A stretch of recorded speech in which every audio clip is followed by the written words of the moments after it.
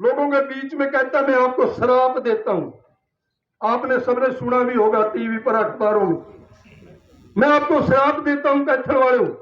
माँ भाई 3 बार एमएलए मंत्री बना दिया, तो श्राप को देगा और क्या करेगा तू। चाहिए माननीय प्रदेशाध्यक्ष जी, पहली बार आपके मध्य में यहाँ पहुंचे हैं। तेरे को 3 बार 4 बार एमएलए बनाया, मंत्री बनाया, डूब के मर जाना चाहिए तेरे। इस प्रकार की राजनीति आपके बीच में आकर के लोग करते हैं। भाई तू भृगु ऋषि है, दुर्वासा ऋषि है, अष्टावक्र ऋषि है जो तू श्राप देगा। तेरे और तेरे बाप के सारे कामों का तो कैथल जिला के पूरे हिंदुस्तान के लोगों को पता है। मैं हरियाणा का मुख्यमंत्री बनूंगा। बन लिया भाई, ना नौमन तेल होगा, ना राधा नाचेगी।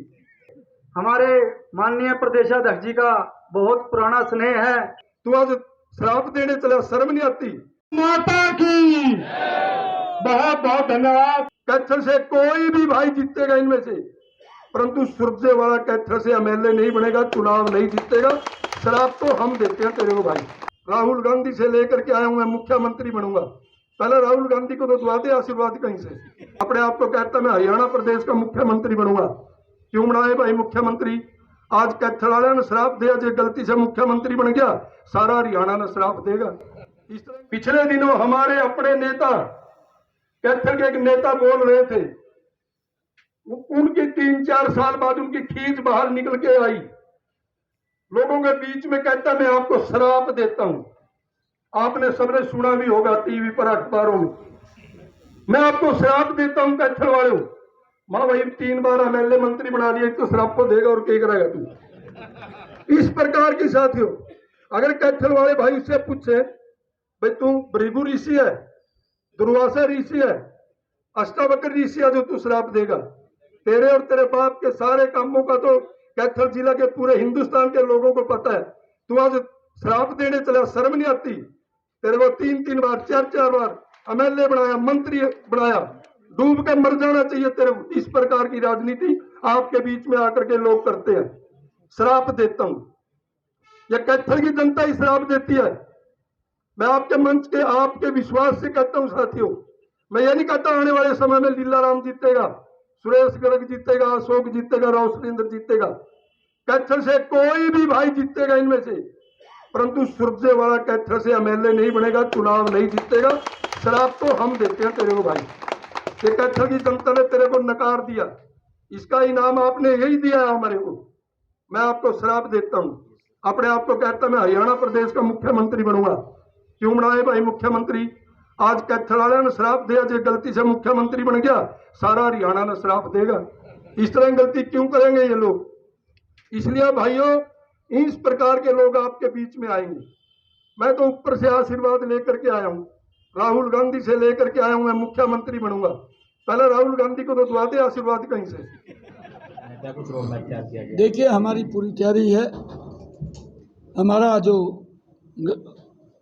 संगठन है वो पन्ना प्रमुख के ऊपर बैठा है।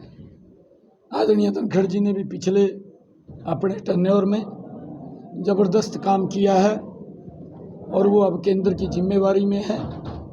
उनका आशीर्वाद लेकर के भी हम हरियाणा की 10 की 10 लोकसभा की सीटें कमल के फूल खिला करके आदरणीय नरेंद्र मोदी जी को तीसरी बार प्रधानमंत्री बनाने का काम करेंगे। और मनोहर लाल जी ने जो केंद्र सरकार की योजनाएं थी, उन योजनाओं में इजाफा करके गरीब व्यक्ति तक खड़े होकर के और एक पहरा दे करके, जो एक चौकीदार का काम होता है, प्रमुख चौकीदार ने पहरा दे करके उन तक पहुंचाने का काम किया है। और हरियाणा के अंदर भी 2024 में डबल इंजन की सरकार मनोहर लाल जी के नेतृत्व में बनाने का काम करेंगे। और आप देखना, आज हरियाणा की जनता एक बड़ा उत्साह है। हरियाणा की जनता विधानसभा के चुनाव के अंदर भी बहुत बड़े मैंडेट से हरियाणा की सरकार बनेगी और 10 की 10 लोकसभा की सीटें नरेंद्र मोदी जी के पास जाएंगी।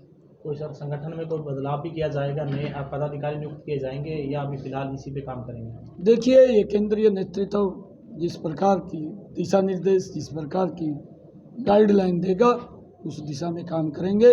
हमारे सभी कार्यकर्ता मजबूत हैं और मजबूती से काम कर रहे हैं। कोई भी ऐसा कार्यकर्ता नहीं है कि जो कम काम कर रहा है।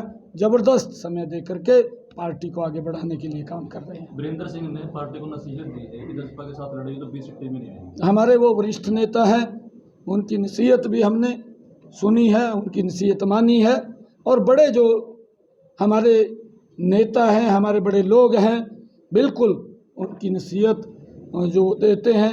मैंने शुरू में कहा था कि हमने बड़ों का आशीर्वाद लेना है, मेरे जो बराबर के लोग हैं उनका सहयोग लेना है, और जो मेरी आयु से छोटे हैं और पार्टी का मजबूती से काम कर रहे हैं उनको साथ लेकर के 10 की 10 कमल के फूल खिलाएंगे।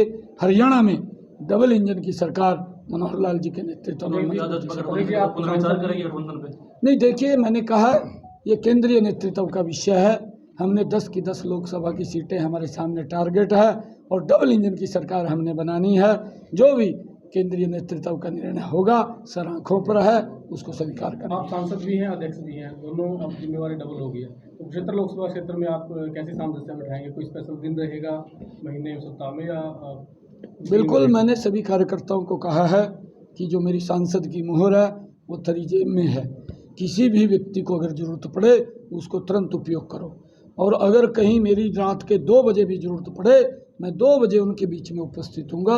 मैंने ये स्पष्ट रूप से सभी कार्यकर्ताओं के बीच में कहा, क्योंकि स्नेह मिलता है कार्यकर्ताओं का, और यहाँ के कार्यकर्ताओं की बड़ी जिम्मेवारी है और उस जिम्मेवारी का निर्वहन सभी कार्यकर्ता मिलकर के करेंगे। सांसद जी कभी सोचा था कि भाजपा पार्टी जो है इतने पद पे जो है नहीं, मैंने कभी नहीं सोचा था।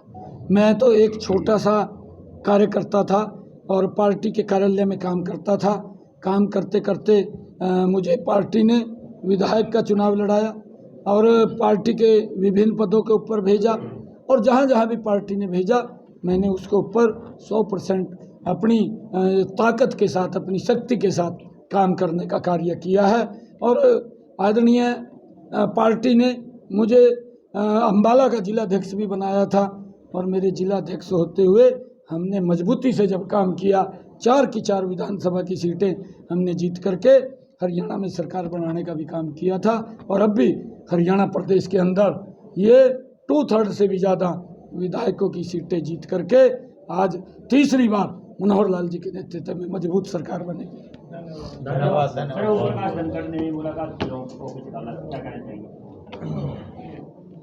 नहीं, देखिए, क्योंकि हमारे बड़े नेता हैं और मिलते रहते हैं आपस में, और मिलना चाहिए। मैं भी कहीं ना कहीं जब कोई मिलता है आशीर्वाद लेते हैं, बड़े नेताओं से लेते हैं, परंतु उनका विचार अलग है, भारतीय जनता पार्टी का विचार अलग है।